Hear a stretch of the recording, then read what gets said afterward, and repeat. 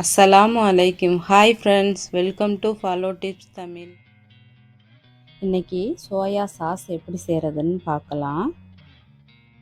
Soya sauce செய்கிறதுக்கு ஃபஸ்ட்டாக நம்ம ஒரு 1/4 ஸ்பூன் கார்ன்ஃப்ளவர் எடுத்து தண்ணியில் ஒரு 1/2 டம்ளர் தண்ணியில் நல்லா கரைச்சி வச்சுக்கலாம். இதை ரெடி பண்ணி ஃபஸ்ட்டே வச்சுக்கிட்டா தான் நம்ம டக்கு டக்குன்னு செய்ய முடியும். ஃபஸ்ட்டு இதை நல்லா கரைச்சி வச்சுக்குவோம். அடுத்ததாக ஒரு பாத்திரம் அடுப்பில் வச்சு 50 கிராம் சர்க்கரை சேர்க்குறேன். பாத்திரத்தில் சர்க்கரை சேர்த்ததுக்கப்புறம் அடுப்பு ஆன் பண்ணி வச்சுக்கிறேங்க. ஃபஸ்ட்டே அடுப்பு ஆன் பண்ணிவிட்டு சேர்த்திங்கன்னா கருக ஆரம்பிச்சிரும். இப்போ இதை நல்லா மிக்ஸ் பண்ணி விட்டுக்கிட்டே இருங்க. ஃபஸ்ட்டு உதிரியாக இருக்கிற மாதிரி தான் தெரியும். சிம்மில் வச்சு மிக்ஸ் பண்ணி விட்டுக்கிட்டே இருக்க அது லைட்டாக ஒரு பிசுபிசுப்பு தன்மை கொடுக்கும். இப்போ பாருங்கள், லைட்டாக பாத்திரத்தில் ஒட்ட ஆரம்பிச்சிருக்கு. இது மாதிரியே கிளறி விட்டுக்கிட்டே இருங்க.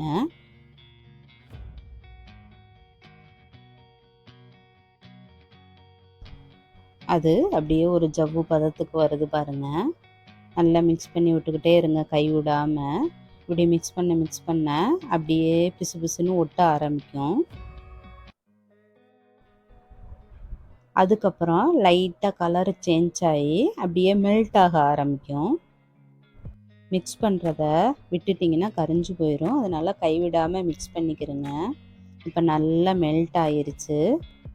இந்த அளவுக்கு நல்லா காப்பி கலராக வந்துருச்சு.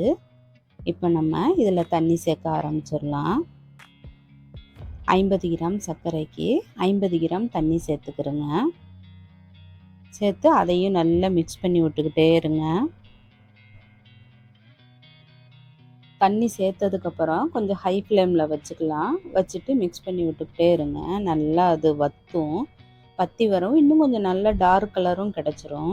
இது மாதிரி நல்ல காப்பி கலராக வற்றி வர சமயத்தில் அடுப்பை நம்ம லோ ஃப்ளேமில் வச்சிடலாம்.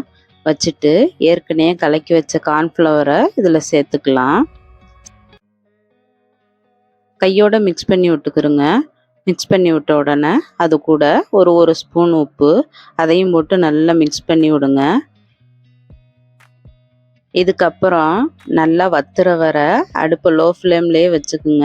ஹையாக வச்சிங்கன்னா அடி பிடிச்சிரும். கொதித்து வற்றி வர சமயத்தில் இதில் ஒரு 4 ஸ்பூன் வினிகர் சேர்க்குறேன். சேர்த்து மிக்ஸ் பண்ணி விடுங்க. மிக்ஸ் பண்ணி விட்டுட்டு இறக்கிற வேண்டியதான்.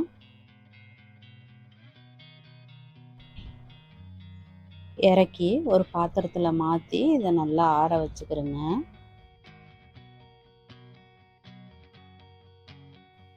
இப்போ நல்லா இது ஆறிடுச்சு. ஆற இன்னும் கொஞ்சம் நல்லாவே டார்க் கலராக ஆயிடுச்சு. இதில் திரும்பவும் ஒரு 4 ஸ்பூன் வினிகர் சேர்த்து மிக்ஸ் பண்ணிவிட்டு பாட்டிலில் ஸ்டோர் பண்ணி வச்சுக்கிறேங்க. 1/2 ஸ்பூன் வினிகர் எடுத்து காஞ்ச பாட்டிலில் குலுக்கி தூர ஊற்றிடுங்க. அதுக்கப்புறம் ஸ்டோர் பண்ணி வச்சுக்கிட்டிங்கன்னா கெட்டு போகாமல் இருக்கும். வெளியில் வச்சு யூஸ் பண்ணிங்கன்னா ஒரு 2 வாரத்துக்குள்ளே யூஸ் பண்ணி முடிச்சிருங்க. ஃப்ரிட்ஜில் வச்சிங்கன்னா ஒரு 2 மாதம் வரை யூஸ் பண்ணுங்க. இந்த சோயா சாஸோட ரெசிபி உங்களுக்கு பிடிச்சிருந்துச்சுன்னா ட்ரை பண்ணி பார்த்துட்டு எப்படி இருந்துச்சுன்னு கமெண்ட் பண்ணுங்கள்.